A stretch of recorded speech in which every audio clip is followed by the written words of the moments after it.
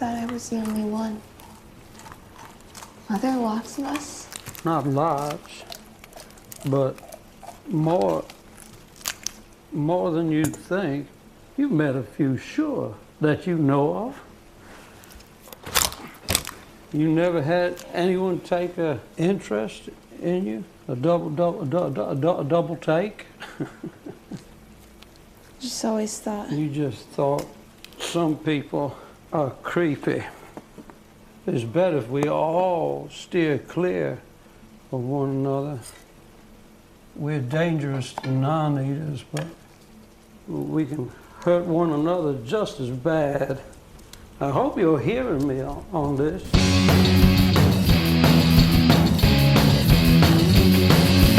Junk food supper. Junk food supper. Junk food supper. Junk food supper. Junk food supper. Junk food supper. Junk food supper. Junk food supper. Junk food Junk supper. food supper. Junk food supper. Junk food supper. Junk food supper. Welcome to Junk Food Supper. This is the podcast where pretty much every week we get together to talk about all the craziest movies that you can find in the video stores and on the internet, and sometimes movies made by Oscar-nominated and or winning directors starring Oscar-nominated and or winning actors. I am Parker, joined by Sean Byron in LA. Sean Byron, how are you doing? I'm doing okay, Mr. Bowman, but I am still reeling, if I'm being honest with you, reeling from the death of Dabney Coleman. R.I.P. Dabney. R.I.P. I liked that show where he was a teacher in the 90s. We all loved that. We all loved Cloak and Dagger, one of the greatest films ever made. And he was a lot of fun in 9 to 5. Yeah, that he was. Amongst a million other things, but... Yeah, I feel like he's the kind of guy who, now that I'm watching The Love Boat, he's probably going to pop up as like 4 or 5 different characters over the course of that show. Yeah, he's going to be, maybe like a assistant to the captain who you never see in any other episode, but suddenly it's just like, oh yeah, Paul, the assistant, he's always been here, Yeah, they pulled a character like that in the most recent one I watched. It wasn't Dabney Coleman, but it was just some other dude. They were just like the real captain, Captain Stubing, was like, hey, I got to go to a shore. So I need somebody to take over. And then this weirdo I've never seen before in my life was like, all right, I'm the assistant. I'll take over. And it's like, wow, who the fuck are you? What are you doing? But he's in charge now. Well, it's good that he's got his moment in the sunlight, that guy, I guess. Yeah, good for him. He probably got paid more, whoever that actor is. So that's good. But speaking of moments in the sunlight, I'm still reeling, Bowman, from the good time that I had at the LA County Fair this past week. I saw that you were watching the pigs race.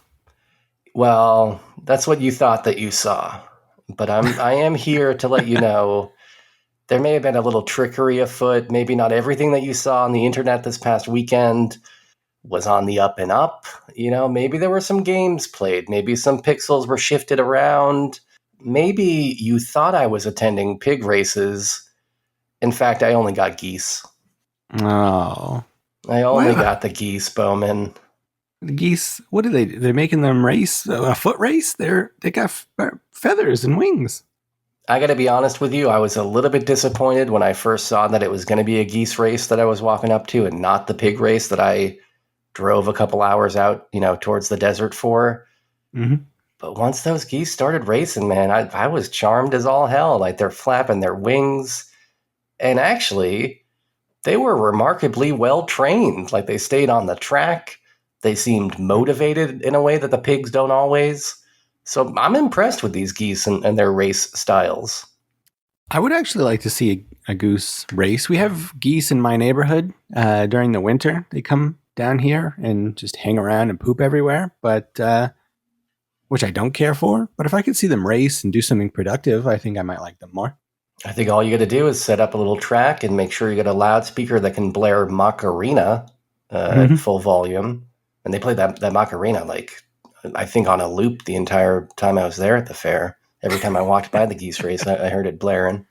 Mm-hmm. But I guess that's what the geese need to race.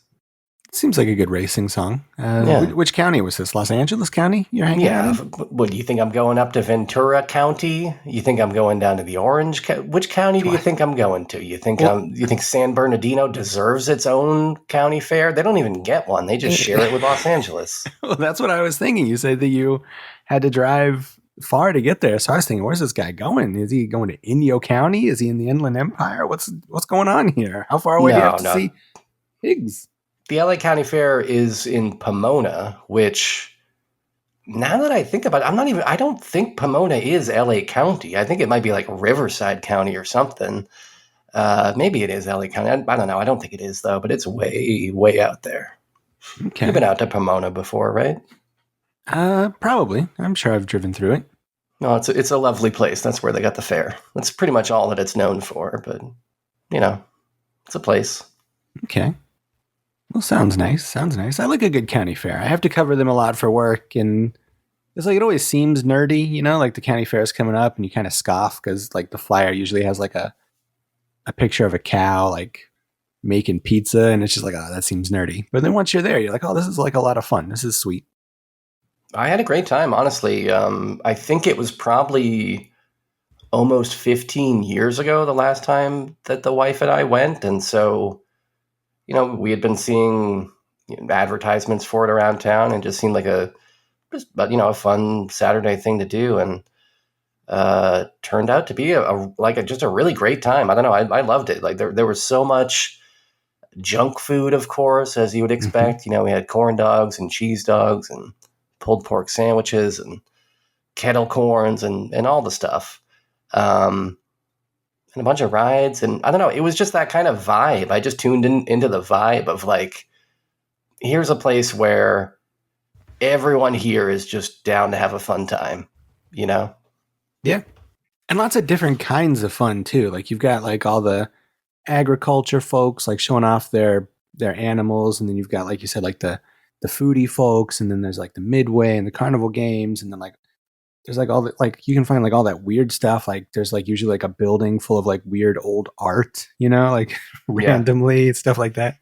Yeah, there was a cool lowrider display. All these lowrider clubs from SoCal brought out their cool rides, and so that was fun to see. And yeah, I mean, I guess it is kind of corny, and sadly, I think that maybe in our lifetime, I don't know that we're going to see like the full death of the county fair, but it does seem like it's shrinking a lot. Like I think in LA, it used to run for like multiple months, and now it's just down to like 3 weeks. So hopefully people still go out to these things. Yeah, even that's pretty long. I know that the two, like the county I work in and the county I live in, they're only like weekend long affairs. They run maybe like Wednesday to Sunday or something. And then the Fresno one, I think is like a full week long, maybe a week and a half. And that's like basically the fair for the entire like Central Valley. Like it's kind of like a hub for like 10 or 20 like different counties. Like it's a pretty big one. But yeah, they're all the two little ones in Tulare and Kings County. They're like, yeah, they're pretty much going out of business. So yeah, I feel like, yeah, this kind of old fashioned fun, definitely kind of a begone kind of old fashioned fun. I feel like people not as popular as it used to be. Yeah, and I would say go out there and enjoy it while it still exists, because a lot of it still looked, sounded, and smelled like the county fairs of my childhood. Like, they had the rides that have been trucked, to and fro across the country for the past 30 years or whatever, and they just put a fresh coat of paint on them every time. But they all still have that cool airbrushed art style that they put on those carnival rides. And they had like one called the Remix, which I don't remember. I think it might have been the one, maybe it's the same ride that we saw in that Step Up to the Streets movie. You remember that they did a little soft shoe on? Yeah. And that was cool to see. Yeah. It's fun that they're like, essentially unchanged county fairs, which I mean, possibly is why they're going under, but it's also the draw of them. I feel like it's like, if you go to one, it's exactly the way you remembered it from the late 80s and early 90s when we were kids, and probably pretty similar to what it was like when our parents were going in the 70s, and probably not too dissimilar to like the 40s and 50s, really, outside of probably you can't hear a lot of Macarena or Whitesnake or anything like that, but Yeah. pretty unchanged in its style of fun. Yeah. And on the upside, in 2024, we could bring a bunch of weed to the county fair. I mean, nobody's going to care. That is true, yeah. Get blazed in the parking lot. Yeah. No one's going to catch you. Yeah. Well, that sounds fun. I think I'm going to go to the Fresno Fair this year. It's in October. And I recently, thanks to Music League, have become a big fan of Dwight Yoakam, and he's playing there. So I think I'm going to go to that concert. I'm pretty excited. Is this how you segue into our Music League chat? Well, With that kind of swiftness and adeptness? Because I'm impressed. And maybe I'm sounding sarcastic, but I mean, you threaded the needle there. Your transition included both county fair chat and Music League chat. Well, I've been going to Segway school. I've been taking classes at night. I like it. And now you've got your Segway license, so you can give those guided tours on Venice Beach. That's exactly correct. Music League has been intense this week. I'm pretty upset right now, though. I feel like I really fucked up.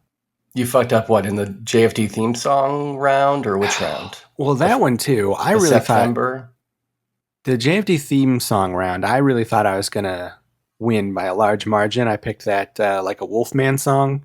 Oh, yeah. Yeah, which I gave a vote to, I think, or at least I gave encouraging comments. It is a very Kevin Moss song, and so I appreciated that about it. Yeah, I thought it would do well. Frisbee made the comment that I should have used it for Kevin Moss round, which I think he's right. I think he probably would have done better there. So I did mess up there, but mostly I've messed up in the Virtual Pros League. Oh, really? Yeah, because I've been doing ever since we started doing the downvotes, I've been doing my strategy of not trying to swing for the fences, just pick something that maybe won't get a ton of upvotes, but also won't get any downvotes. And slow and steady wins the race. And that's what I've been doing. I think that is actually the best strategy overall. Like downvotes or no, I think the way to win Music League is to have no rounds where you completely strike out. Like if you can hit middle or above in every round, I think you're in a pretty good position. Yeah. I don't know that I've been doing that in the JFD League. I usually pick kind of weird stuff there still. But in Virtual Pros, because of the downvotes, I've been kind of going middle of the road. And I've worked my way up to like 5th place or something. And there's only a couple rounds left. Yeah. And so only a couple of points and I can be in the top 3. And I got greedy with it. That's your aspiration, though. You're just shooting for top 3, right? Like you'd be happy with a bronze. Nobody's saying that you're here to unseat Mike Dick. Certainly, I'd be happy second or third place. That's fine with me. I just want it to show up on my profile, because it keeps track of how many times you've placed in the top 3. Yeah, and it's especially embarrassing when that number for leagues rocked is very high and your medallion status is very low. Well, that's my situation at the moment. Yeah. So I got greedy and I made a swing for the fences because in that league, I've been getting infuriated because everybody keeps throwing out these like fucking Hall & Oates, Sade, all this yacht rock, all this like just Men at Work, like all this Billy Ocean, all this like nonsense from the 80s. And it fucking always gets a ton of fucking votes. And so, against my better judgment, I was like, well, this is what gets votes, right? So I went with kind of a silly 80s pop new wave song this round. And so far, last I checked, totally getting downvoted, totally tanking. And that's what I get. I know, exactly. That's what I get for trying to fucking not listen to my heart, not listen to my strategy, try to go for some home run and get in the first place. I'm very upset now. I have a lot of anxiety. I was like so close. And there's only one round left. I can't recoup if I get -2 votes this round. I'm so mad. Well, I appreciate your vagueness in regards to what your pick was. And I'm not sure if you realized when you started into this line of discussion, when you made that famed transition that, the kids are still talking about today into this segment, if you realize I have not yet voted Oh, okay. in the most recent Virtual Pros round. So do not tell me what your song was. I appreciate, the vagary there, because I don't want to be accused of collusion. You know what I mean? That is a risk.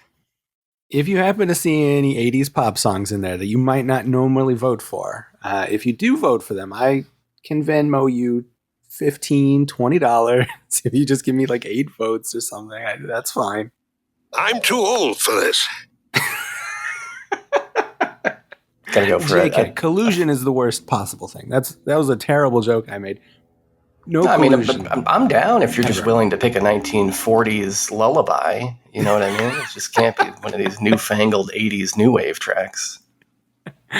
That may be the move next round, is to just pick songs, weird songs like that come from like the Bahamas or the Congo from like 1940. So that will ensure that you give them like 6 votes every round. That's one angle. You could just, if you want a shortcut, just look up Bob Hope's USO album. All the tunes that he crooned for the boys overseas. That's probably to my liking, I would guess. Could be. That might be the way to do it.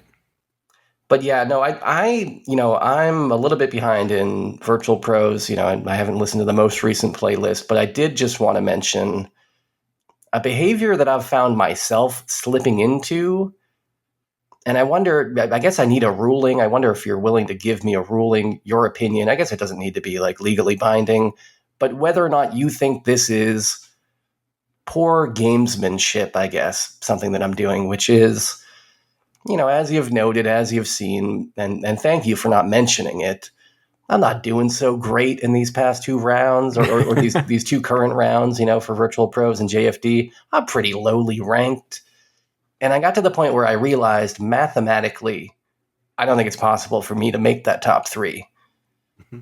And so I've made the decision, all right, boys, no more bangers. The bangers are all for me now. Yeah, hey, I'll submit. I'm not going to drop out of the league. I'm not some Kevin Moss, just going to, turn and run away from Music League and all my responsibilities. But, there's a limited number of bangers in the world. Maybe I should just hold on to those for next round. I think that's perfectly reasonable, especially in the Virtual Pros League, because the person, or actually both leagues, right? Like the person who comes in last place gets to pick a category next round. That's the rules for both leagues, right? So yeah, that's perfectly reasonable. You can tank, and that way you get a category for next round. Or just hold on to your bangers and just pick songs that you feel like should be shared with the world. I think that's perfectly reasonable, because you do get to a certain point where just mathematically you cannot win. So yeah.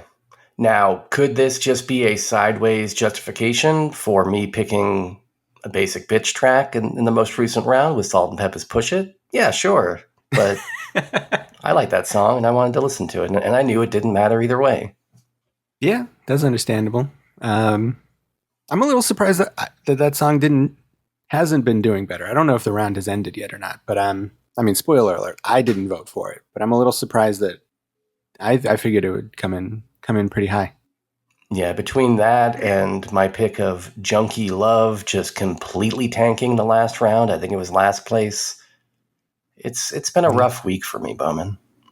Yeah, it happens sometimes. It happens. And I didn't even see the goddamn pigs race. I know that I put a good show on about loving the geese race, but we all know I would have been more satisfied with those damn pigs. Those pigs are pretty cute. They got 4 legs. The more legs, the better the race. Yeah. That's what I always say. Yeah. Speaking of animals, though, I did want to mention that I saw a movie this week. Oh, yeah? It had animals in it. It's called The Planet of the Apes, The Kingdom of the Planet of the Apes. Oh, why not let a kingdom full of cartoon apes win some kind of award, I guess?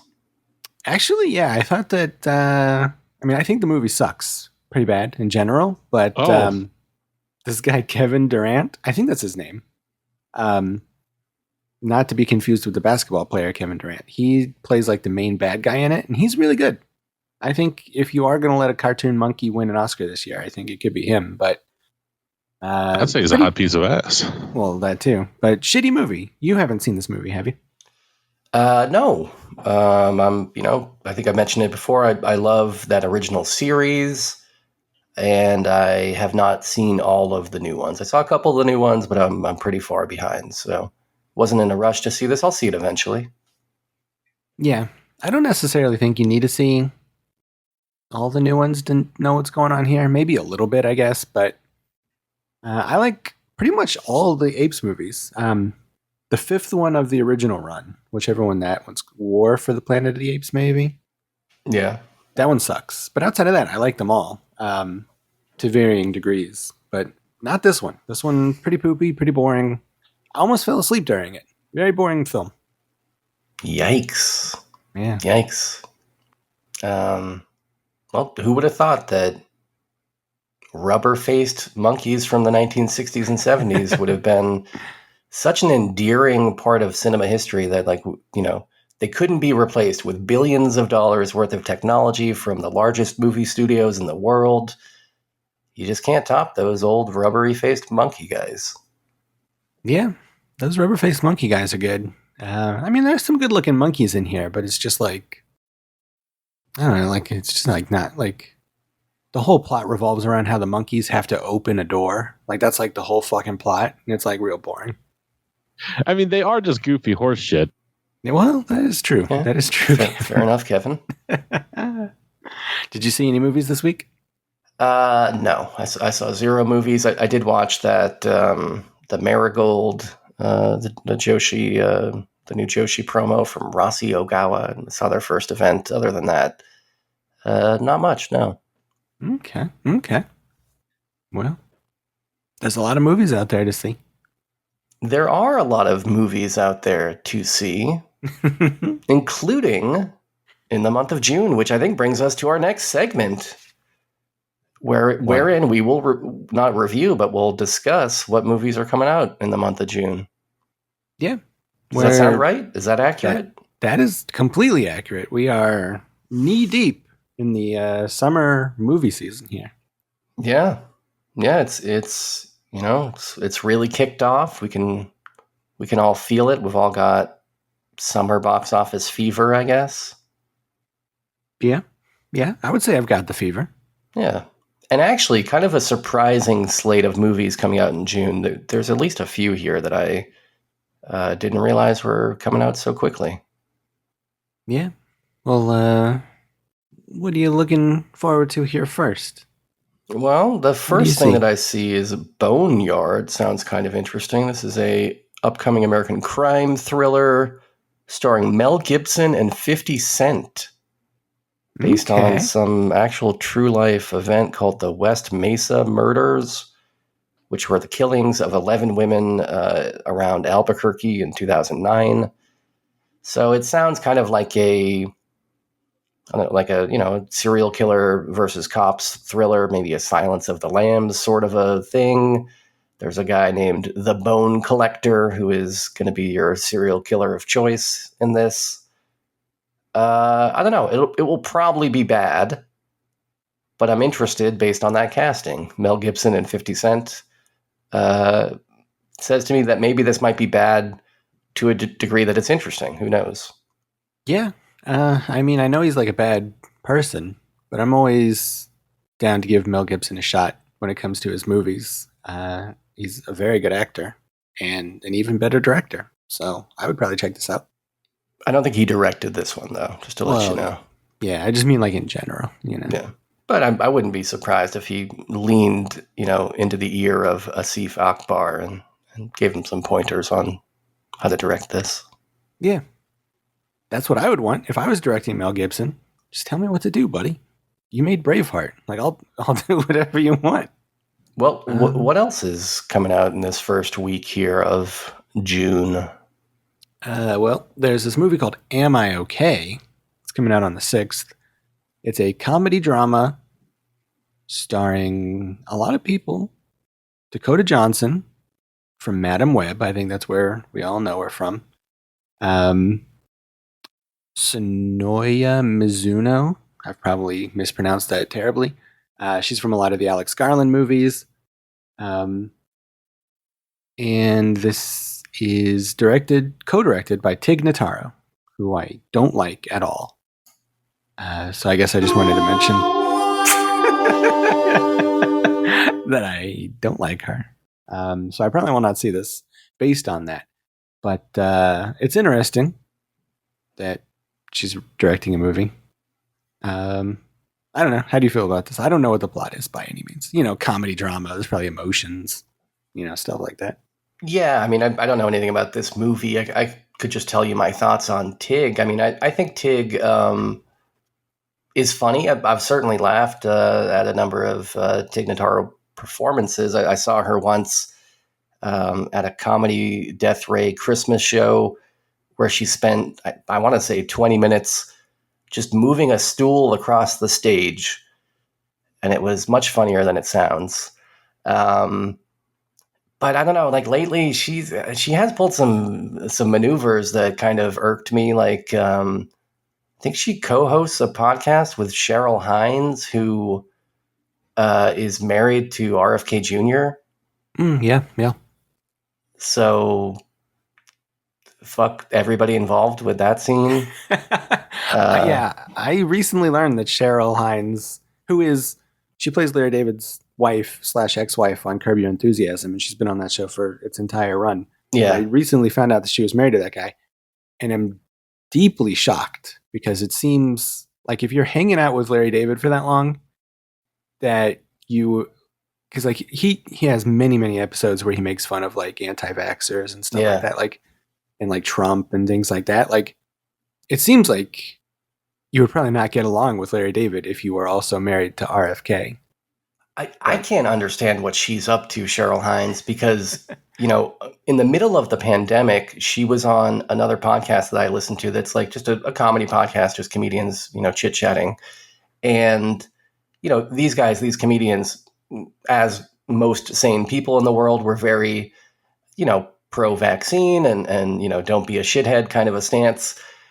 And they booked her for a guest, like kind of like right before RFK came out as like anti-vax and said a whole bunch of crazy nonsense. And then so like that stuff comes out, but she was still booked. And then she showed up in like the wake of that, and they didn't like head on address it, but they kind of like skirted around it. And you could tell like she thought like, well, my husband's just a shithead and he's full of shit and I don't believe anything that he says. So then at the same time, you're like, well, then why the fuck are you married to this guy? Like, is his fuck style that good? Or I guess his bank account's that good, or I don't know. But it made me lose a lot of respect for, not that I had that much respect for this woman who I only know is an actress on a sitcom that I don't even watch. But it was weird. It was like, how can you live like that? Like, married to somebody that seemed to me that she, disagreed with, fundamentally. Yeah. And I mean, I feel like people are like nuanced and multifaceted from time to time, but I feel like, I don't know, like that's one of those things that like, if you're like real anti-vax, like, I feel like that's not like, I don't know. I hate to paint with a broad brush here, but like, it's hard to believe that you also have like, very nuanced feelings about other things in life, because it's like such a hard stance, like it would be hard to believe that he's also like, I don't know. Nice, I guess maybe isn't the right word. Like you feel like maybe he's just like throwing puppies into the fire like every weekend or something if you have that kind of a stance, but I don't know. Who knows? Maybe he's like super nice and super cool otherwise, but yeah. Who knows? Well, so on that scale, I think we can all agree that Tig's cooler than RFK Jr. Yeah, true. Right? If that was your choice in November, let's say, God forbid, Trump and Biden kick the bucket. That would be the worst thing in the world, and nobody's wishing death on those two men. But if they do, would you vote for Tig or RFK? Well, let me tell you my beef with Tig first. And you let me know if this is comparable to everybody's beef with RFK. But like 15 years ago, in the olden days of podcasting, back when we still had Podcast Alley and things like that, she was on this podcast called Keith and the Girl. Oh, yeah. One of the original podcasts. Yeah, one of the very firsts. And it was her first time on the show. And they were like, hey, Tig, that's like a weird name. That's like not usual. Where does it come from? How'd you get this name? And she was like, oh, I'm not going to tell you. And they're like, what do you mean you're not going to tell us? Like, we're just asking, we don't know you. We're making conversation here. Tell us about your very unique name. And she just wouldn't say anything. No yes-anding at all. And just clammed up. And the whole show came to a screeching halt because she didn't want to talk about her name. And she didn't have any funny ways of deflecting not talking about her weird name. And I've always not liked her because of that. Well, could it be, and I have not heard the appearance, so, I mean, I'm probably way off base, but maybe was some attempt at anti-comedy, like if Andy Kaufman had done the same thing where he refused to explain his name to somebody for an hour, you might love that. I don't know. I mean, I feel like he probably would have made it funny, though, because like even his Andy comedy was still funny. Like, Mighty Mouse is funny. Yeah, I guess it is funny. Plus, he had that chubby cheek face. Oh, yeah, I love that. So, yeah, I mean, I guess I would still probably vote for Tig. Yeah, okay. and maybe then you would get an answer, Maybe she'd be on TV a lot. She's got to fill all these fireside chats, She's got all these speeches to give. Maybe she slips in and oh, by the way, people have been wondering. This one's for you, Bowman. I would hope so. Me being a journalist, if I ever got to interview her during the debates, I would definitely ask point blank, you can't evade this question. Tell us what your name means. Oh, I see why you're not a Tig Notaro fan. I'm scrolling through her Wikipedia right now, and there's a very interesting section here that I think explains exactly your beef with this woman, where it says she was... What? The fact that she had cancer. I hate that as well. Well, of course we all hate that. We all have the fuck cancer bumper stickers that never cease to surprise me when I see them on a truck in front of me in traffic.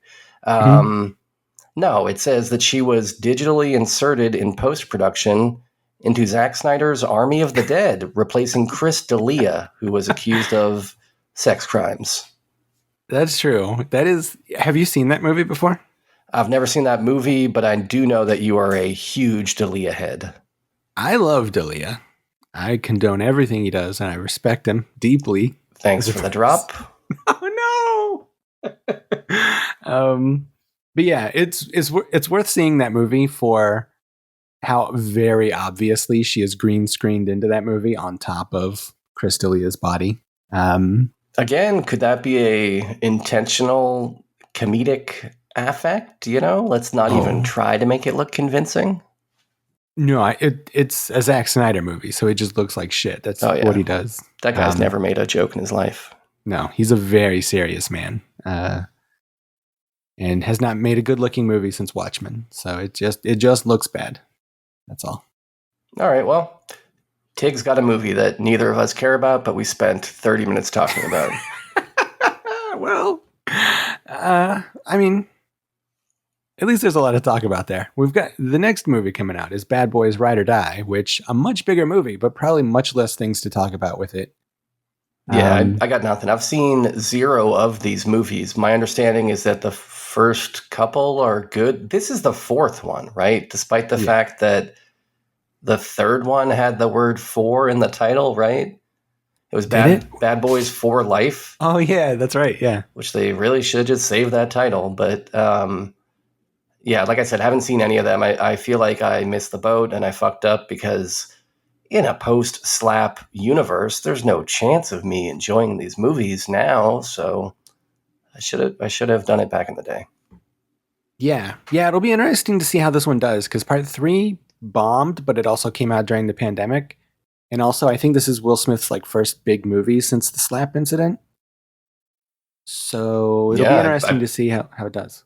I feel like it's the only thing I've seen him do since the slap. I think so. Yeah, he's been laying low. So yeah, I actually like the second one a lot. I think that's a really fun action movie.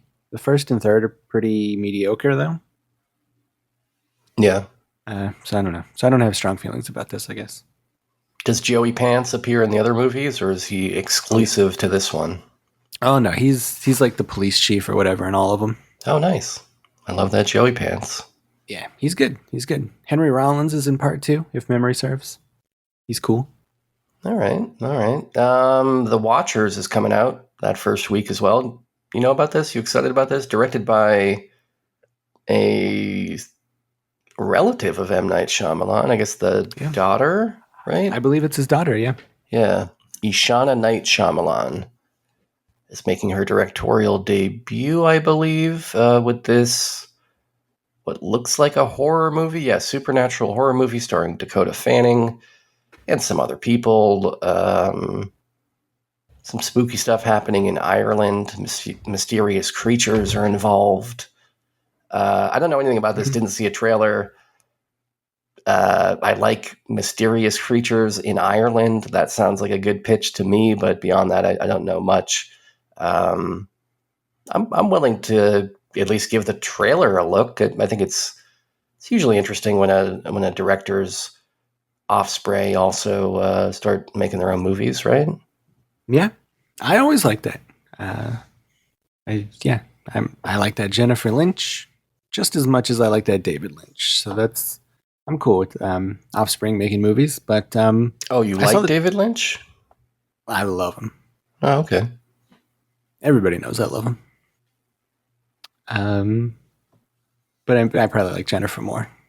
I like that boxing Helena. But I saw the trailer for this. It looks interesting. It looks very M. Night Shyamalan-y. So I wonder how much... He's like a producer or something on this, so I wonder how much input he had. But or if just the apple does not fall far from the tree. But I'm intrigued. I would see this. All right.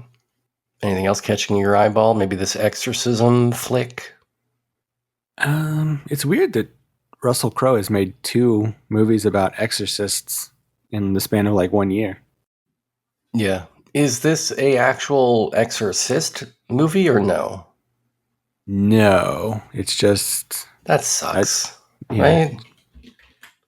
Seems like it... that last Exorcist movie that came out last year really sucked and bombed pretty hard, so maybe The Exorcist is done for a while, but it does seem like if you're making an Exorcist movie, making it about Russell Crowe, an exorcist, rather than letting the guy who ruined the Halloween franchise make an Exorcist movie, like, it seems like that would be a better move, but getting Russell Crowe, who knows? I don't know. I just feel like is the concept of hiring a priest to expel demons from a child like so evergreen that we need to make millions of fucking movies about this stupid concept of something that doesn't happen in real life. And if it ever does, it's a bunch of bullshit from con artists. Like, who fucking cares about this shit? It's like, I don't know. And if you are going to do it, at least be a part of like the signature franchise, that brought this to us in the first place. Yeah. Yeah, it is weird. Like, supernatural horror movies have been very popular lately. Like all those, the Conjurings and stuff. Like they've always got, like they're always like very religious. And I wonder what it is. Maybe that's kind of why we have like a new era of satanic panic. Is like all these scary ass Christian horror movies came out, and now people are just like really scared. Yeah, could be. But what else could be at the theaters? Well, there's going to be a new Ultraman movie. Oh, yeah. Unfortunately, it's a cartoon. Yeah, sadly a cartoon. I don't think they're doing any more of those Shin movies, like Shin Ultraman and Shin Kamen Rider. I think that franchise is done, sadly, but Ultraman Rising is an upcoming animated superhero film that Netflix is doing. I don't know. I might check this out. I really enjoyed that Shin Ultraman. But I guess maybe I should probably check out some of the like live action Ultraman before digging into a cartoon, but I don't know. I might check it out. How does it suit you? There is no shortage of live action Ultraman. If you do decide to get into it, man, they can't stop making Ultraman content. Even to this day, I think there's probably multiple Ultramans running. I'm looking right now at some trailer imagery for this Netflix cartoon. And I don't know, it looks very Pixar-y, which I guess is going to appeal to some people. and I wish them well with it, but I don't know. This is not my kind of Ultraman. Yeah, that's understandable. They made a 2-hour long Ultraman cartoon though in 2024, so I guess it's kind of cool that they're still investing that much time and effort into this old kaiju fighting dude. Yeah. Big release coming up on June 21st, unless you've got anything else that you wanted to talk about on the 14th. No, I don't think so. Kinds of Kindness is a 2024 absurdist black comedy directed by Yorgos Lanthimos and starring Emma Stone. That's right. This is the reunion between Yorgos, Emma Stone, Willem Dafoe, all the people that you loved from their sexual Frankenstein film. They made another one. I think they might have done kind of a Roger Corman thing where they banged out 2 movies at once, and we get to enjoy the second one in June. I guess it's like an anthology sort of a thing, and I don't really know anything about it, and I don't really want to know anything about it, other than it's got my boy Yorgos at the helm. You hyped for this? Well, I still haven't seen the other one, so not super hyped, I guess. I mean, that's cool that they're following up their big hit like 6 months later. That's pretty cool. I respect that. We got my man Jesse Plemons in there. I like him. Yeah. Hunter Schafer, I like her. She's in Euphoria, my favorite TV show. Yeah, I like this cast. Margaret Qualley's in there. She was in that Tarantino movie that you did not like. I might see this. All right. Well, I'm going to be there, so if you want to come down and share a row with me at what will certainly be an empty Cinemaplex, I'm sure. Well, I mean, the last one did pretty well. Yeah, but I mean, that had a lot of boobs in it. Maybe this will. I hope so. Yeah. Let's see. What else is coming? Maybe nothing else that week. A new Chuck Norris movie. That's cool, I guess. Speaking of RFKs. Oh, yeah. Agent Recon, starring Chuck Norris and Mark Singer from the Beastmasters. Yeah. Let's see. How old is Chuck Norris? What's he doing making an action movie at 84 years of age? Whoa. All right, I'll check this out. Just die already, Chuck. I'm not going to go that far. But I might check that out. I guess. Let's see. What's the plot of this movie? Man, you won't wish death upon Chuck Norris, but you will praise Chris D'Elia. Man, you got all the wrong opinions this episode. Well, that's probably true. There is no plot synopsis on... Well, there is no plot. Yeah, just fighting. Just dudes fighting. Yeah. Well, that's good for them. They made a movie. It's going to be distributed by Quiver Distribution, so I'm sure it's going to be in all of the cinemas. It'll be on all the premium format screens. Yeah. We'll see what else these guys have done. These guys have not done any other movies I've ever heard of.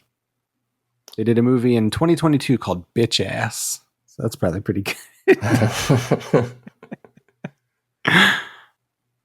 Well, they were the talents behind 2021's Karen. Was very timely. Yeah, I still need to check out that whole Karen genre. There's also a movie called Amityville Karen. About a Karen. No. Moves into the Amityville house that I got to check out. People who use that term Karen, like, man, Jesus Christ, what alternate past are you living in where you think that was like ever a cool thing to say? I hate that thing so much, Karen. Yeah, it's pretty dumb. Fancy Dance is coming out. We all know that Fancy Dance is coming out. I don't need to tell you that Fancy Dance, starring Lily Gladstone, is going to be coming out. I think to theaters, but definitely eventually to Apple TV Plus. And I don't know, it's some kind of drama about a dancer. But I just like that name, Fancy Dance. Yeah, I like Lily Gladstone. She was in that new Scorsese movie. She was Oh good. yeah. There's A Quiet Place, Day One. I don't really care about that. You don't want to go there and just fight somebody? What the fuck is up with this poster for A Quiet Place Day One? This is maybe the worst poster I've ever seen for a major theatrical release. Are you looking at this? This looks like a bizarre, like, Wayans brother parody of a disaster movie or something. Like, they can't be serious with this shit. Are they like popping up out of a manhole? Is that what's That's happening? what it looks like, but I think on closer inspection, they're maybe in the back of a convertible car. I don't know what they're doing. But I bet that's whatever it is, I AI. mean, those two people are not even being photographed at the same time, right? These guys were in different cities when these photos were taken. Everything that you see is just composited together in the most lazy way possible. Yeah. I think that there's another poster where it's just her and not the guy. So I think that they just took her from this poster and then added him and then put them in a manhole or something. It's pretty bad.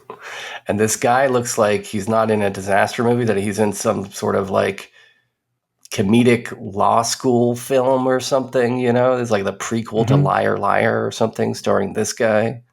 Yeah. I don't know what they're doing with these missile attacks that are all identical looking. What in the hell? Anyways, I'm sure it'll make a decent amount of money. People will think it's cool. They'll say, "Hey, I'm a horror fan. I like A Quiet Place Day One." They just may. I like the first one all right, but the second one sucked. So I'm not too hyped on this. Yeah. Well, it'll be out there eventually for you to get around to, I guess. Horizon, an American Saga, that's coming out on June 28th. You know about this? Yeah. You know about these Kevin Costners and these, what is it, Yellowstones? Yeah. Is this a Yellowstone thing proper? No, I think it's like a completely different thing that basically isn't the story like Kevin Costner was like, yo, I got to leave Yellowstone because I want to go make my own thing that's basically just going to be Yellowstone, but it's got my name on it and I get all the residuals. I think so. Yeah. I was reading about this at work today. It's like basically a TV show, but they're putting it into theaters. Like they've already made like 2 of the sequels or something. And like, they're just going to keep making sequels and putting them out. Like, so it's basically a TV show on the big screen, which interesting, I guess. It'll be interesting to see if people go for this, but I don't know. I don't really like Kevin Costner, so I don't really care. I'm all right with Costner. It's been a while since he's done anything of note other than that time last year on the MLB All-Star game where he said the word shit 3 times during the broadcast on live TV. Outside of that, I mean, I don't really follow the guy's work, but I loved Dances with Wolves back in the day, and I loved actually Wyatt Earp is really good. So the guy knows his westerns. He seems to love westerns, and I like a good western too. So if this is good, I'm down to go see it. I could very easily see there being a scenario where I hear a lot of good buzz about this, and then I go out and decide to see it. But until then, yeah, I'm not in a rush. Yeah. It looks like, this one comes out in June. Part 2 comes out in August. Part 3 comes out, or just started shooting. And then part 4 will follow. So, very ambitious. I like that. I like ambition. Yeah. And I think that might be more or less the movies coming out in June. Yeah, seems like it. Anything... What are you like most excited about? Is there anything you're seeing on day one? I'm going to go see that Yorgos on day one. Oh, yeah, Yorgos. What about you? That's a good question. Agent Recon starring Chuck Norris. That may be the one. I guess The Watchers. Maybe that's the one that I'll be seeing first. Chuck Norris, your favorite man who you wish will never die. I hope he just never dies. I just like him. I just like him being around. I feel protected. Protect him at all costs. That's what Bowman says about Chuck Norris. Yeah. Yeah. Yeah. Sorry. Yeah. Kind of a weird month. It seems like seems like maybe the really big stuff is coming out in July. I guess. I mean, what is the biggest release? I guess, is it Inside Out 2 from Pixar? Or maybe it is A Quiet Place Day 1? Bad Boys, maybe? I don't think Bad Boys is going to make that much money. I don't know, dude. Well, yeah. I think like it won't do kids well. today don't even know who the fuck Martin Lawrence is, right? Like, he hasn't been on a screen in like 20 years. Yeah, I don't think it'll do well, but I think that Hollywood thinks it will do well. Yeah. Well, and we wish them all the best of luck at the box office, right? I hope they're all billion-dollar babies. I hope so. All right, well. Let's check in with some of our billion-dollar babies. Let's get those pickled icemen on the blower. We've got a voicemail. It's from one of our favorite guys in the whole world. Here it is. Live from New York, it's Mr. Brian.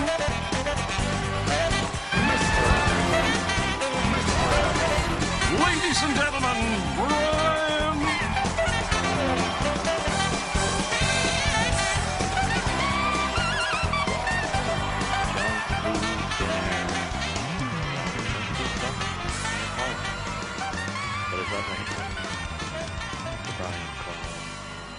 New York.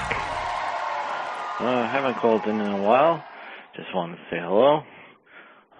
Say hello to everybody listening in Junk Food Dinnerland. Hope everybody's good.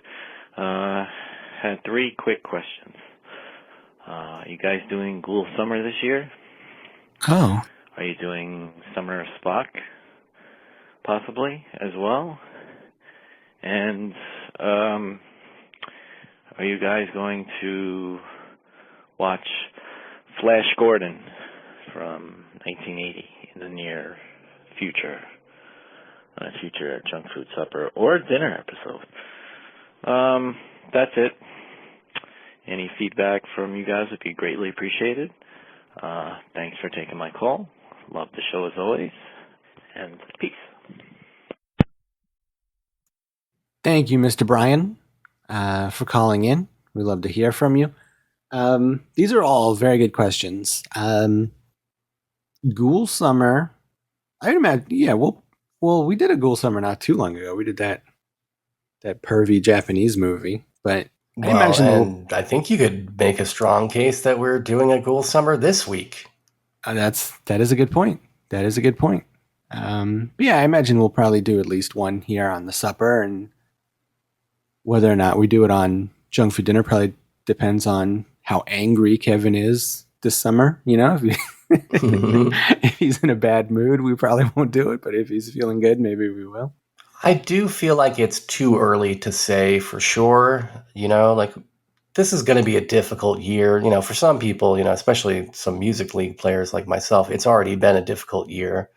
And I just don't know what kind of mood we're going to be in a couple months. But as we get closer to late summer, I think, it is important for you and I, Bowman, to start having these difficult conversations with Kevin and, you know, breaking it to him that, hey, Ghoul Summer is probably going to happen and probably got to get ready for it. Yeah. I mean, he's not going to be happy about it, but it's for his own good, you know? Yeah. If it would have just been another nipple torture scene, I would have been furious.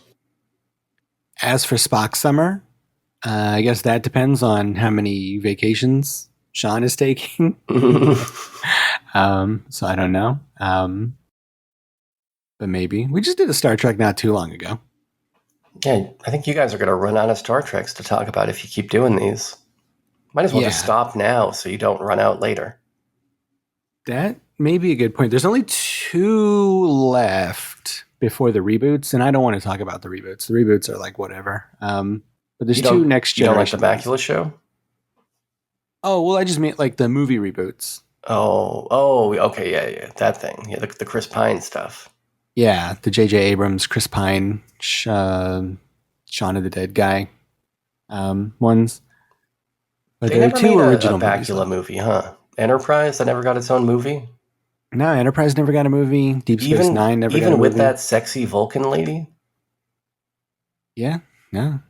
They're leaving money on the table. I mean, they could have shown that entire space shower scene in graphic detail if it was, on a cinema screen rather than my little CRT. Yeah. You would think that they would want to do that, but J.J. Abrams had to ruin Star Trek just like he ruined Star Wars, He just steps right in and ruins these things. So we never got any Enterprise or Deep Space Nine or Voyager movies. And now you never will.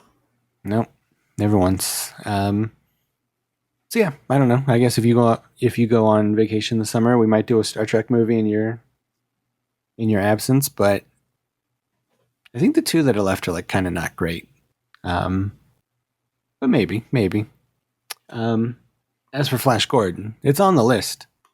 Oh yeah, it's been on the list. It's been on the list for a while, and it might continue to be on the list for a while.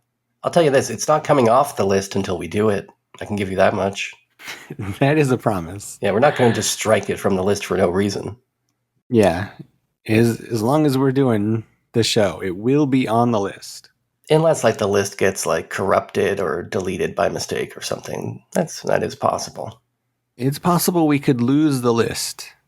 I know that we've got... I know that Google's had some hard drive issues, with their cloud servers. I can't guarantee that we're not on a corrupted file system somewhere. Yeah. The Google Doc could get corrupted. I personally have a hard copy of the list. It's very long. Like that time that Chris Jericho had that list of all the wrestling moves that he knew. Do you remember that? Yeah. Dude, you're listing this out on a hard copy. Just take a microfilm photo of it. Stash it in your wallet, man. That's what I do. I got the microfiche. Oh, that's a good idea, too. Yeah, so we've got a list. We'll do it one day. We will 100% do it one day. Do me a favor. Whet my appetite with the name of any other movie on that list. What's on this list? You want to know about the list? Just give me one movie on the list. Play It As It Lays is on the list. There you go. Now. Play It As It Lays sits alongside Flash Gordon. And I think that alone should make you feel good, Brian. Yeah. I mean, written by Joan Didion. Frank Perry directed it. Everybody likes him. We all like The Swimmer. Yeah. That's on the list. That's on the list. You know what was on the list for a long time was, hey, it's the girl in the red truck, Charlie Brown. Mm-hmm. That was on the list. Now, guess what? That is crossed off now, but for good reason, because we're doing it on the show either next week or the week after. Yeah. Next week, I think, yeah. Yeah. Bones and All was on the list. For a very short period of time. Only 1 week it was on the list, but we put it on the list and crossed it off immediately. Yeah. As is, our way. Mm-hmm. Sometimes that happens too, yeah. Yeah. Well, speaking of Bones and All, thank you again, Mr. Brian, firstly. And everybody else, give us a call at 347-746-JUNK. That's 347-746-5865. Let us know what movies you want to talk about, or just talk about movies yourself, You don't have to wait for us. If you want to talk about Play It As It Lays, please do. Call us up and let us know how you feel about it. But in the meantime, we're going to take a quick break, and when we come back, we're going to be talking about Bones and All, so stick around. Oh, hell yeah.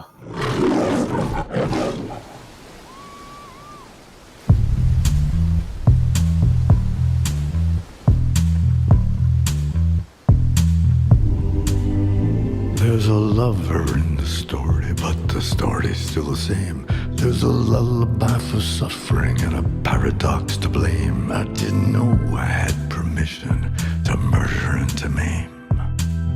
You want it darker? We kill the flame. You don't think I'm a bad person? All I think is that I love you. You look like the kind that's convinced himself he's got this under his thumb. But you pull on one little thread and... I'm ready. My lord. Magnified, sanctified be thy holy name. Vilified, crucified in the human frame. You want it darker?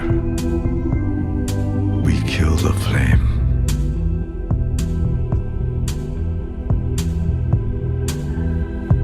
Maybe love will set you free.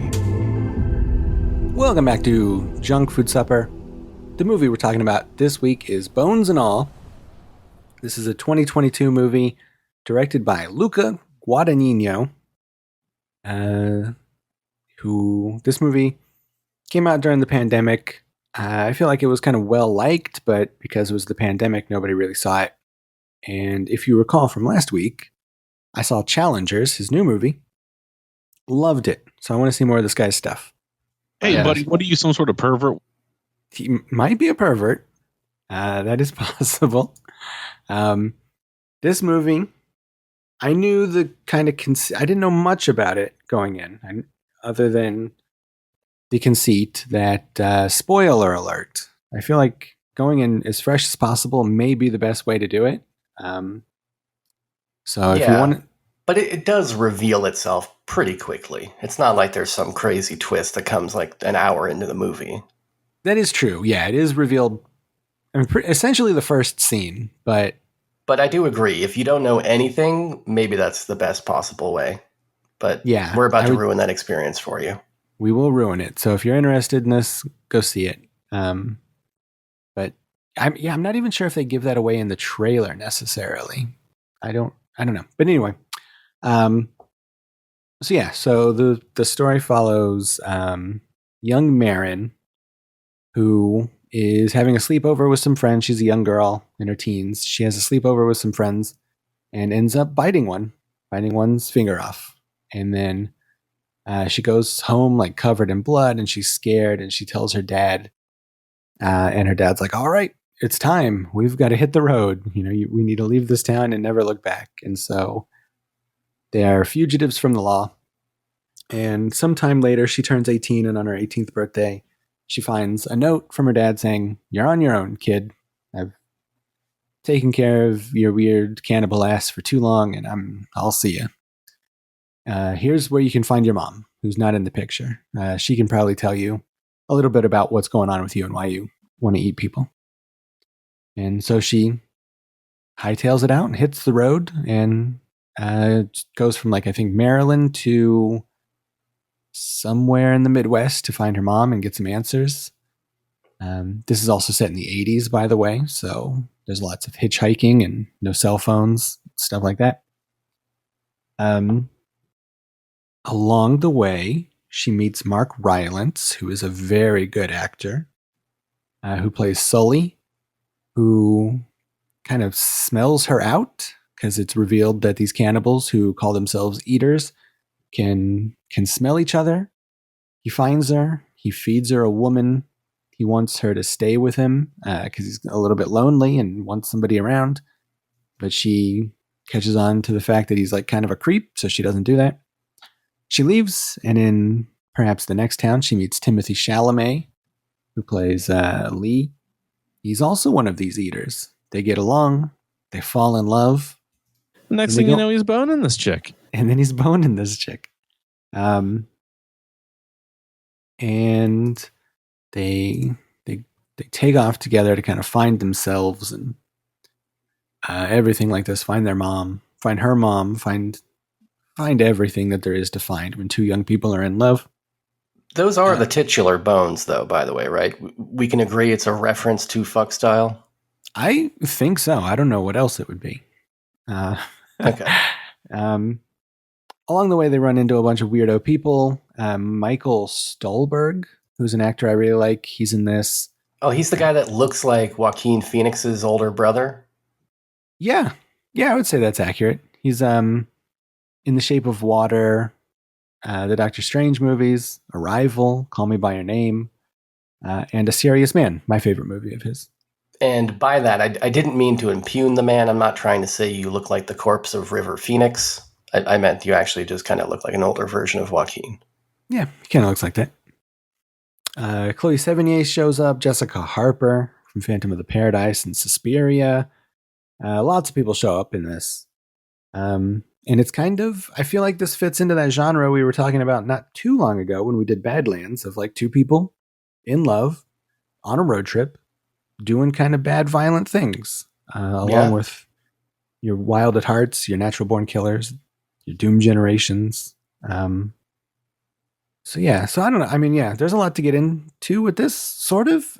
I mean, it's sort of like, this movie's weird because it's like, it's sort of, I mean, it's a lot like Badlands, I think, where it's like sort of everything and nothing. Like it's a very sort of sparse minimalist movie in a lot of ways, but it's like also, there's a lot going on in the details of it.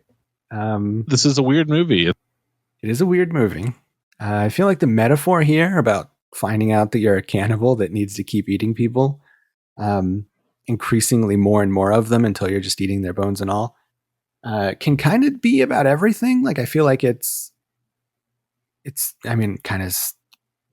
about, I think the most obvious metaphor is that it's about generational trauma, like being passed down from your family to you. But like, that's also like so on the nose that it's not even really a metaphor. Like, that's kind of exactly what is happening in the movie. So I don't know that that counts as a metaphor. I thought the central metaphor was more just kind of like a gay awakening of, and even though this is a straight romance, I think Luca, the director, is gay. Maybe, don't quote me on that. I think so. But it feels to me, this whole thing of like being an outsider and then having to leave your family and go find the people out there in the world who are like you. To me, that felt a lot like, a young person trying to find their queer community or whatever, Yeah. I definitely think that that's a lot of it. And then I saw some people on the internet who are like, oh no, I don't think that that's the metaphor, because they're also eating people and like, this is kind of a bad thing. But I think, which I guess is apt, but also like, this does take place in the 80s, like on purpose. And so I do think that there's a bit of an AIDS metaphor in here a little bit too. Yeah. And I would presume, and I guess I'm not in a position to presume, but I would think even today, but especially in the 80s, like there is a lot of, shame associated with being queer or being unusual in any way. But like, you would imagine that like the director here, I think, has a right to kind of play into that shame and play into like those fears about being homosexual without having to vindicate it and say like, I agree, you are a monster if you are gay. He can just show you what it feels like to feel like you're a monster for being gay, which I think probably a lot of people go through, right? Yeah, for sure. And then, also through the course of the movie, like the idea that these people eat people, like, they do kind of make peace with it. Like, it is kind of like a loving romantic gesture in some ways. So it's not like, it's, if you're watching this movie, you think it's monstrous, but you're also on the outside of it. Much like if you are a straight person looking at a queer relationship, you'd be on the outside of it. So I think that that's purposeful too. Yeah. And there's that whole scene with the police officer who is kind of like a tourist in this world. He's not actually a feeder or whatever, an eater or whatever. And so, these eater characters are kind of skeptical of like, what's this kind of tourist doing in our scene?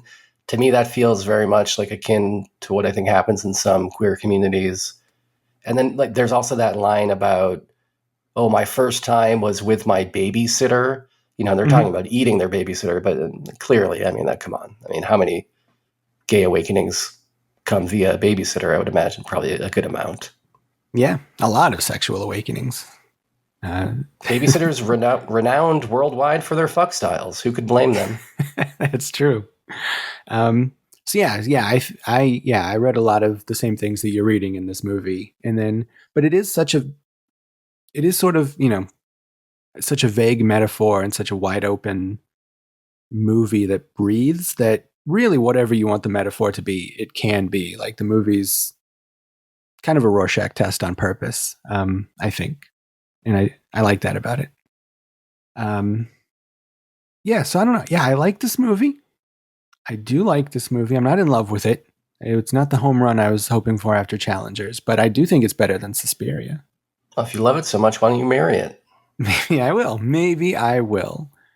I think Mark Rylance is great in this. How do you feel about Mark Rylance? Do you know this guy from much? The guy who played Sully?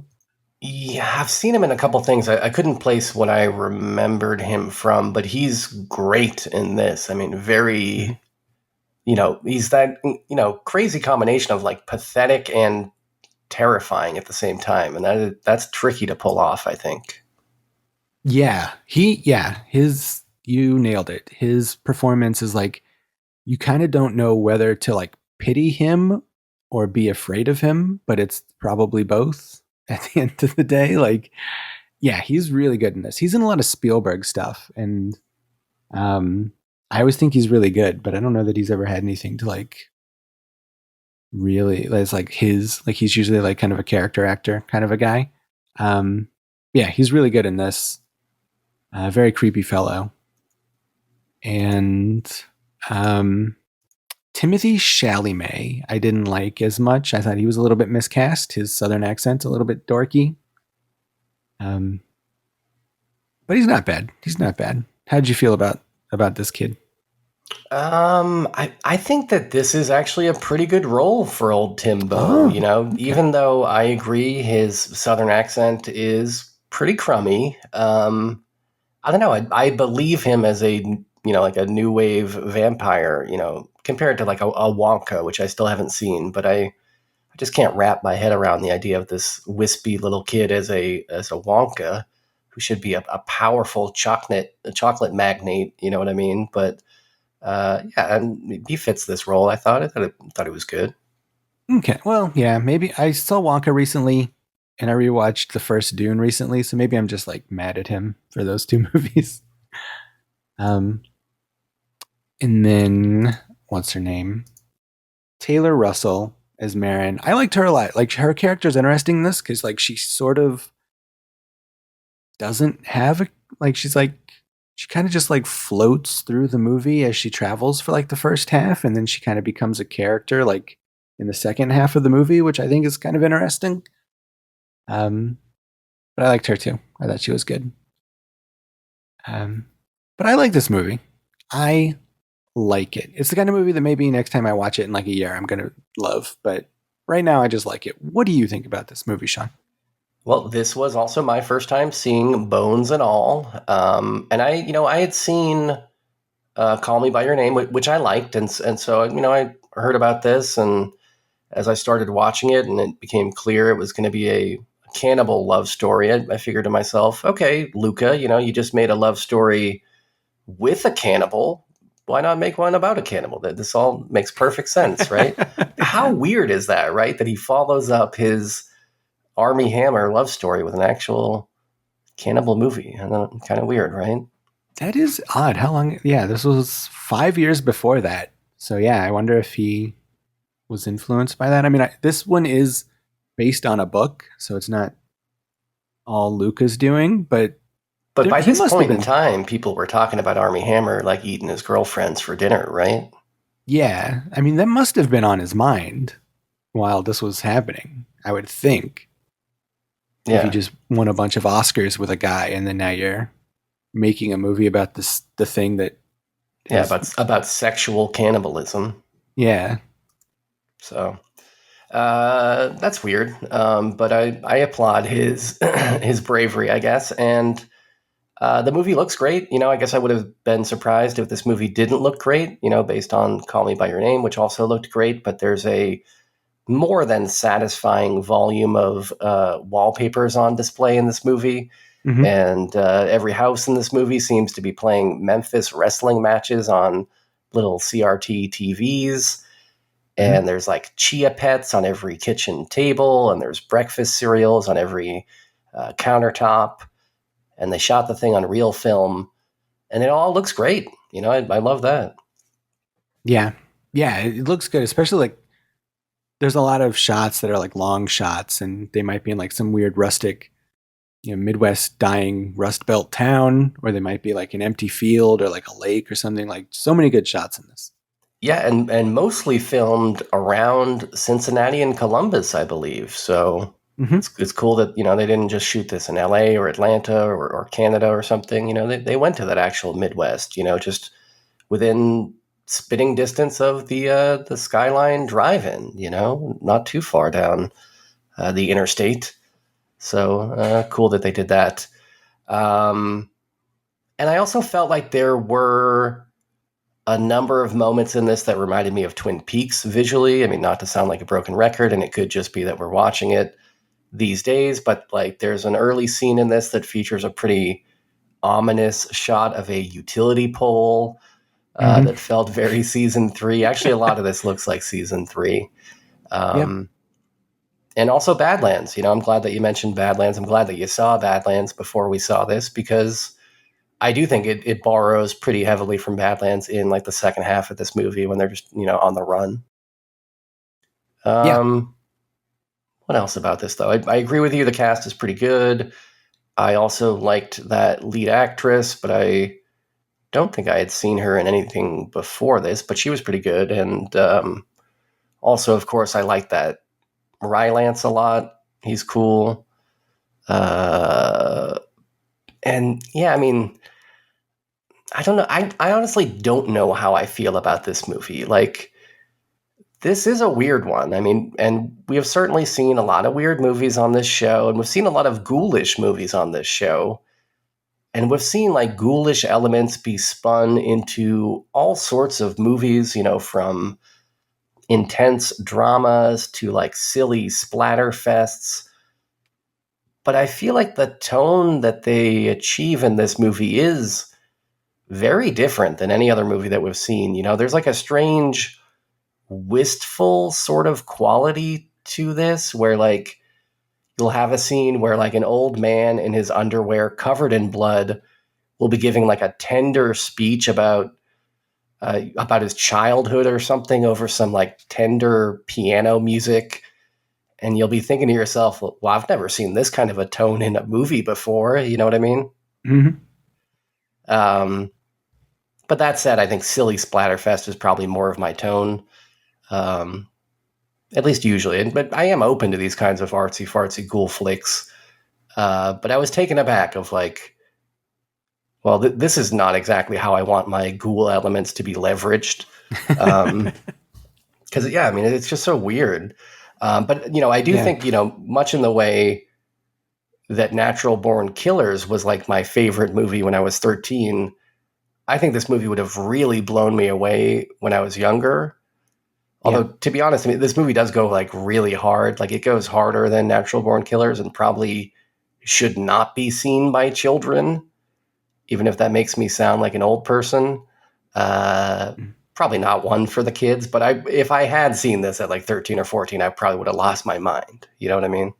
Yeah. The violence in this is weird because it's like sort of simultaneously more like realistic and shocking than a Natural Born Killers, which is kind of cartoony, but it's also like violence that's sort of whimsical. Like this movie's like almost like a fairy tale. So it's, like you said, it's sort of a weird tone where it's like half fairy tale, half like stark, horrific violence that you don't want to look at. Yeah, I mean, it's almost as if this guy, Luca, gets his rocks off watching like medical surgery, like instructional movies or something like that. You know what I mean? Kind of a weird fetish. That's right, Kevin. It is kind of a weird fetish, but he does seem to be like fetishizing the human body in a way that is, I'm not going to say that it's inappropriate, or I'm not calling him a ghoul, but like net result when you watch this, it feels ghoulish. I'm like, oh, this gore is not fun. Like, I don't want to see these hyper realistic entry wounds for, knives that have been jammed into people's lungs and stuff like this, and like blood's bubbling out, and not in a fun way. I know that blood bubbling out of a lung sounds like a barrel of laughs, but in this movie, it just isn't. So by the end of this, I was kind of exhausted by all these attempts to shock me.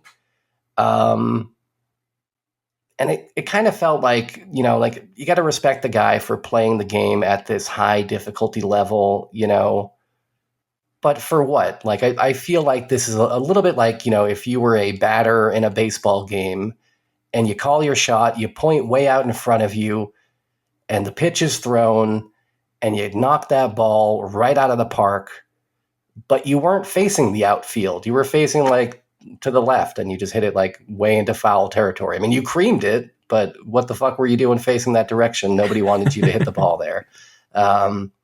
And that's kind of what I felt like watching this, is like super impressed. And I guess, for a one-time watch, I'm glad that I watched it. And I don't think very many people could have pulled off this tone.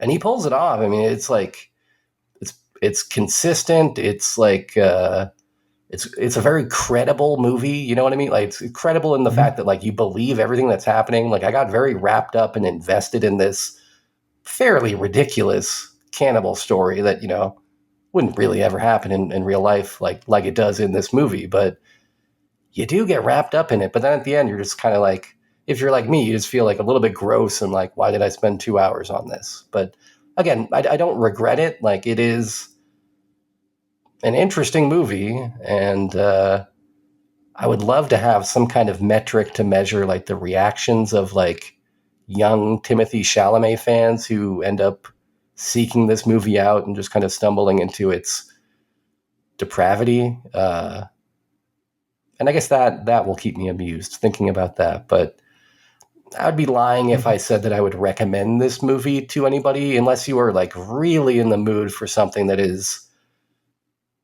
just strange and kind of a downer ultimately. Yeah, definitely kind of a bummer movie. Lots of scenes in this movie were just like, oh, I have to go drink Drano now. I'm bummed out now. Yeah, but especially that scene at the Greyhound bus terminal where that lady's trying to charge him $49 for a bus ticket to Columbus from Maryland. Dude, I paid $39 for my Boston to LA bus ticket in the year 2000. Yeah, they definitely, whatever intern was in charge of prices for the script definitely went with 2024 prices, because those were not 1985 prices. I guarantee you. Yeah. They would pay you in the 80s to ride a Greyhound. That is true. But they were actual Greyhound dogs you had to strap yourself onto. So it was a different time. Yeah, you had to sled around with dogs. Yeah. But you do bring up a good point about Luca being obsessed with like bodies and stuff. Like in this, like like a lot of the body horror is like very real. But I think he brings some of that stuff into his other stuff that I've seen of his, like Suspiria is quite like that as well, where like he'll just be like, all right, I'm just going to put my camera right on these leg muscles while these ladies do like ballet. And that's where the camera's going to go. And Challengers is like that a lot too, where there's like really long scenes of like two guys playing tennis. And he's just like, all right, here, close up on this muscle, close up on this muscle, close up on this muscle covered in sweat, close up on that. Like, he really enjoys bodies and skin and meat. And you can tell, like, so I'm glad he got to make this movie where people actually feast upon that stuff, because it seems like he's working something out. Seems like he wants some of that juicy meat as well. But it's a cool motif. Cool. I've never seen another director who's just like, yeah, meat and bodies and skin. I love it. The man knows what he loves. Yeah. All right. Well, I guess that wraps it up for this movie. Strange movie. This is like one of those movies that, like, after watching it, I was like, oh man, this is like the kind of movie you want like an extra 2 weeks to think about before you talk about, kind of a thing. But because there's like kind of a lot here, and then also it's like very minimalist. So it's like, I don't know. So kind of a hard one to talk about right after seeing, at least for me. But what about next time? What are we going to watch and then talk about in a couple of weeks? Man, that is a great question. A question that I did absolutely no prep work for. And I only just started thinking about it within the past 30 seconds or so. So to let you in on my process right now, what I'm doing is I am furiously scrolling through my YouTube watch list to see if I had bookmarked anything that would be fun for us to watch. I feel like there was something that recently I caught on YouTube where I was like, fuck, I want to save this for the show. But I think I fucked up and I didn't prep it. So I may be out of luck on my YouTube picks, and I might even have to just revert to my old trusty standby list, of which Flash Gordon is included now. Is my current level of desperation enough such that I'll just say Flash Gordon to get out of this segment and on to the next part of my life? It might be. But I don't think so. I think I am going to find something real quick. What kind of movie do you like to watch, Bowman? Tell me what kind of movies you like. I like, all kinds. Takes all kinds. I like horror movies. That's probably what I like the most. I watch a lot of horror movies. Yeah. I like a nice comedy from time to time. It's summertime. I like a nice beach movie in the summer. I like David Lynch. I think we've seen all of his movies, though. You do like David Lynch. Yeah, I like that guy. You do like David Lynch. Actually, there's a couple we haven't seen. I don't know if they're like show worthy though. We've seen kind of most of his movies. Let's see who else. Did you watch that? You Don't Know Jack or whatever that is. The monkey one? No.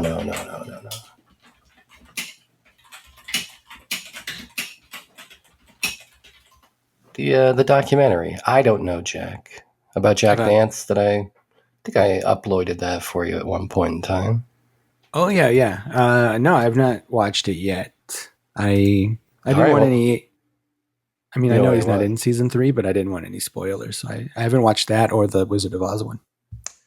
Well, I don't think you need to worry about Twin Peaks season 3 from 2017 being spoiled by this 2002 documentary. Well, you never know. But we do know time works differently in Twin Peaks, so maybe. I think that's my pick. I Don't Know Jack, 2002. It's a documentary. It's a little bit tricky to get your hands on sometimes. Like, I don't know that it's streaming anywhere or anything, but it's worth your time. And if you come on Discord and ask me for a copy, I might be able to hook you up. I'll let you borrow my DVD. Okay. You know what I mean? If you know what I mean. I see what you're saying. Yeah, let's do that. Let's do I Don't Know Jack, 2002. Okay. Looks like David Lynch is in this movie. I like him. David Lynch is in it. Catherine Coulson's in it. All the people. Brad Dourif. All right, we got Dennis Hooper. Yeah. I know Dennis Hooper from Apocalypse Now and Blue Velvet. Yeah, from the Burt Reynolds movie. About his life story. Perfect. All right. Perfect. Well, that's what we're doing next week. Or 2 weeks from now. I think next week is a Kevin week. We're going to be doing 3 movies. I don't remember what they are. One of them's Drive-In, which, if you're listening to this, immediately after this is released, go to Tubi right now to watch Drive-In if you like watching the movies along with us, because I think it's only going to be on Tubi through the end of the month. So I guess this also goes for you, Sean, if you want to watch it on Tubi. But Tubi's got commercials, right? Tubi does have commercials. I think it's also on. I don't know how you people are living your lives with commercials in your movies. I mean, we're not talking television here. These are feature films, the artist's intent. You got to respect it. It brings me back to the past, watching movies on a TV like it's 1985. But you don't even have Rhonda Shear making funny comments in between. You know what I mean? That's true. Yeah. I think it's also on Amazon Prime, though, so it's out there. It's on YouTube, I think, as well. So, and I think Rhonda Shear will make funny comments for you if you call her up. That's true. If you buy one of her bras, she'll make some comments that are silly. Yeah. Next week, though, Kevin Moss with Candyland from 2023, Drive-In from 76, and It's the Girl in the Red Truck, Charlie Brown from 1988. That one is on YouTube for free. Okay. All right. Perfect. Those are 3 wonderful films that everybody will like, I bet. Do you like those movies, Junk Food Dinner listener? Give us a call at 347-746-5865 and let us know how much you like those movies. Or find us in the Discord. There's links on the Facebook page to the Discord. Get in there, talk about movies with us, join the Music League. I know you're curious about it. We talk about it every week. It's very important to us. So get in there. Find us, of course, on Patreon, patreon.com/junkfooddinner, where for a small donation, you can listen to literally dozens of episodes of us talking about Twin Peaks, everybody's favorite weird TV show. Exactly. Find out how much we like it. Find out how much we like James, specifically. And everything else like that. Find us everywhere else. Instagram, Twitter, all that crap. I don't know. YouTube. Go to YouTube. YouTube.com/junkfooddinner. We got some stuff on there. Sean makes a lot of fun videos. Go check those out. Very nice. So until next week, this is Parker for Sean saying thanks for having fun. I thought this was a lot of fun.